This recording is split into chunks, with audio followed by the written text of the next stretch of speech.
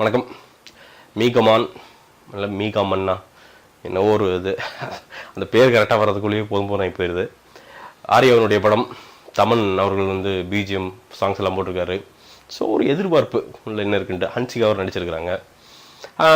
உள்ள போய் பார்த்தா அதே மாதிரி ரத்தம் தெறிக்கி தான் படம் வந்து ஸ்டார்ட்லேருந்தே அப்படி ஆரம்பமாகுது.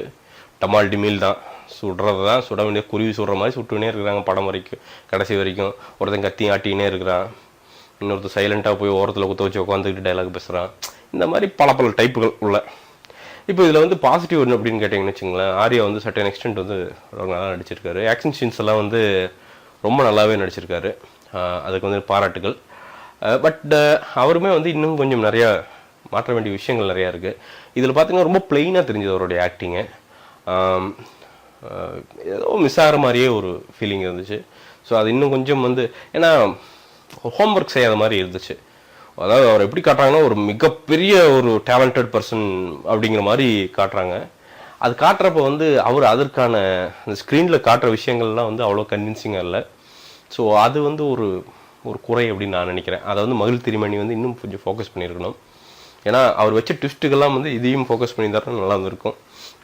அதாவது ட்விஸ்ட்டுங்கிறதுங்க ஒரு படத்தில் பார்த்தீங்கன்னா ஒரு சீனில் ஒரு ட்விஸ்ட் இருக்கும், இல்லை 2 சீனுக்கு ஒரு ட்விஸ்ட் இருக்கும். இது அப்படி இல்லை, ஒரு ஷாட்டுக்கு 4 ட்விஸ்ட் இருக்குது.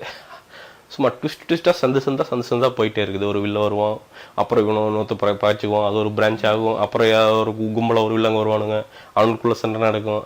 இப்படியே போயினே இருக்குது. அப்படி இந்த எம்எல்எம் மாதிரி சும்மா அப்படி இப்படி போயினே இருக்குது. பிரச்சனையே அதுதான். என்னடா அது அப்படின்னு அந்த கதையை புரிஞ்சு இப்படி கொண்டு வந்து, ஓ இவன் தான் மெயின் இல்லைனா இவன் தான் நம்ம தான் ஹீரோவாக இந்த சண்டை போட போகிறாங்களா அப்படின்னு தெரியறதுக்குள்ளே பாதி படம் ஓடி போயிடுது.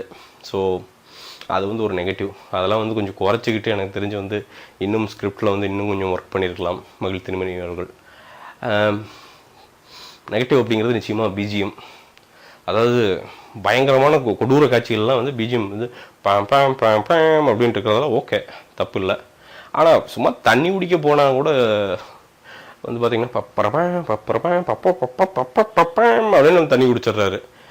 இது வந்து தேவையே இல்லை. அது படம் பூரா அப்படி இருக்கிறதுக்கு வந்து என்ன ஆகுதுன்னா, படம் முடிகிறப்போ ஒரு சின்ன தலைவலி வந்து விட்டுட்டு போயிடுது அந்த பிஜிஎம் அப்படிங்கிறது.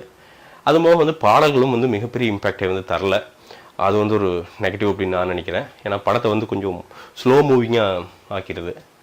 பட் ஒரு நல்ல விஷயம் என்ன நடந்திருக்கு அப்படின்னா, செகண்ட் ஹாஃபில் வர ட்விஸ்ட்ஸ் எல்லாம் வந்து கொஞ்சம் கன்வின்சிங்காக, லாஜிக்கலாக 100% கரெக்டாக அப்படின்னு கேட்டிங்கன்னா வாய்ப்பு கிடையாது. அவர் வந்து இதர் சூப்பர்மேன் இல்லை ஸ்பைடர்மேன் தான் வந்து ஆர்யா பண்ண விஷயங்கள்லாம் பண்ண முடியும். பட் ஓகே, ஒரு கமர்ஷியல் படத்திற்கு வந்து ஓகே, அந்த ட்விஸ்ட் எல்லாம் வந்து அக்செப்டட் அப்படின்னு சொல்லலாம்.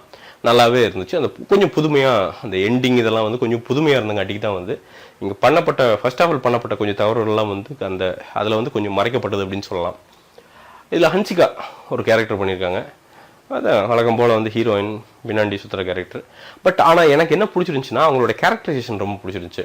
சும்மா வழக்கமாக ஒரு ஹீரோ பின்னாடி சுற்றுற ஹீரோயின் இல்லாமல் அவங்களுக்கும் ஒரு டைலாக்ஸு, அவங்களுக்கு ஒரு தோழி, அவங்க 2 பேருமான டைலாக்ஸு, இதெல்லாம் கொஞ்சம் டீட்டெயில்டாக ஒர்க் பண்ணியிருந்தாங்க. ஸோ அந்த விஷயம் வந்து எனக்கு ரொம்ப பிடிச்சது. ஆனால் அதே சமயம் என்ன பிரச்சனை அப்படின்னா, இது பண்ண ஹார்ட் ஒர்க் எல்லாத்தையும் வந்து லிப்சிங்கில் வந்து கோட்டை விட்டாங்க. ஹன்சிகா பேசுகிறது ஏதோ மராட்டியில் பேசுகிற மாதிரி இருக்குது, நான் இங்கே தமிழ் வார்த்தைகள் வெளியே வந்துட்டு இருக்கு. ஸோ அது ஒரு பிரச்சனை. சரி, ஹன்சிகா தான் அப்படி பேசுகிறாங்க அப்படின்னு பார்த்தீங்கன்னு வச்சுங்களேன், மெயின் வில்லன் நிறைய பேரே பார்த்தீங்கன்னு வச்சுக்கோங்களேன் சம்மந்தமே இல்லாத ஒரு லிப்சிங் தான் போயிட்டுருக்கு. ஸோ பார்க்குறப்போ ஏதோ டப்பிங் மூவி ஃபீலிங் கொடுக்குது. ஸோ இவ்வளோ தூரம் வந்து ஸ்கிரிப்ட் அதில் இதெல்லாம் ஃபோக்கஸ் பண்ண மகிழ் திருமணி வந்து இந்த லிப்சிங்க்லேயும் வந்து ஃபோக்கஸ் பண்ணியிருந்தாருன்னா எனக்கு தெரிஞ்சு வந்து இன்னும் இந்த படம் வந்து அடுத்த லெவல் போயிருக்கும் அப்படின்னு நான் நினச்சேன். அதே மாதிரி மெயின் வில்லன் அந்த ஜோதி அப்படிங்கிற மெயின் வில்லனோட அந்த கேரக்டரைசேஷன் அது வந்து எனக்கு ரொம்ப பிடிச்சிருந்துச்சு. அவன் வந்து எதுக்குமே ஆசைப்படாமல் அப்படியே அந்த அந்த கடத்தல் அப்படிங்கிற பிஸ்னஸே வந்து தன்னுடைய உயிராக கொண்டு அப்படியே மேலே போகிறது, அவனுடைய அந்த மூஞ்சில் இருக்கிற எக்ஸ்பிரஷன்ஸ் இதெல்லாம் வந்து எனக்கு ரொம்ப பிடிச்சது. ஆனால் என்ன பிரச்சனைனா, அவனே வந்து ஹீரோ வந்து க்ளோரிஃபை பண்ணுவான் செகண்ட் ஹாஃப்லலாம் பார்த்தீங்கன்னு வச்சுங்களேன். அந்த துப்பாக்கியில் சுற்றுப்பானா, இந்த துப்பாக்கியில் சுற்றுப்பானா அப்படின்ட்டு இவனே வந்து ஹீரோவுக்கு வந்து பில்டப் கொடுக்கும்போது வந்து என்னடா அது அப்படின்னு சப்பையாக ஆயிடுது. ஸோ அந்த இடத்துலலாம் வந்து எனக்கு தெரிஞ்சு வந்து மகிழ் திருமணி வந்து கோட்டை விடுறார். இந்த படத்தில் எனக்கு தெரிஞ்சு மிகப்பெரிய கிரெடிட் யாருக்கு போகணும் அப்படின்னா எடிட்டர் அவர்கள், ஸ்ரீகாந்த் அவர்களுக்கு தான் போகணும். ஏன்னா இதில் இருக்கிற ட்விஸ்ட் எல்லாம் வந்து சேர்த்து ஒரு படமாக பார்த்து அதெல்லாம் வெட்டி ஒட்டி வந்து நீட்டாக வந்து டெலிவரி பண்ணுறது அப்படிங்கிறது சாதாரண விஷயம் கிடையாது. அதை பண்ண ஸ்ரீகாந்த் அவர்களுக்கு வந்து எல்லா வாழ்த்துக்களும் வந்து போகணும். இந்த படத்தில் வந்து வேறு என்ன அப்படின்னு கேட்டிங்கன்னா, எல்லாமே வந்து ரொம்ப ஜாஸ்தியாக இருக்குங்க. ஃபைட்டாக ஜாஸ்தியாக இருக்குது. அதே மாதிரி ட்விஸ்டாக எல்லாமே ஜாஸ்தியாக இருக்குது. இந்த ஜாஸ்தியாக இருக்கிறது தான் பிரச்சனை.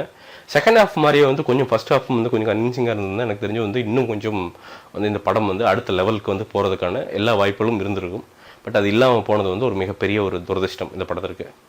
ஆக மொத்தத்துலங்க இந்த படம் என்னென்னு கேட்டிங்கன்னா, நிச்சயமாக போய் ஒரு தாட்டு போய் உட்காந்து பார்த்துட்டு வரலாம். கொஞ்சம் லவுட் பிஜிஎம் தான், கொஞ்சம் பொறுமையோடு உட்காந்து வந்து பாருங்கள், நல்லாயிருக்கும். இந்த படத்திற்கு என்னுடைய மார்க் அப்படிங்கிறது நிச்சயமாக 5க்கு 3 தருவேன். மீண்டும் ஒரு விமர்சனம், முன்னோட்டம் இல்லாட்டி வீடியோவுடன் கூடிய வரையில் உங்களை சந்திக்கிறேன். அதுவரை நன்றி, வணக்கம்.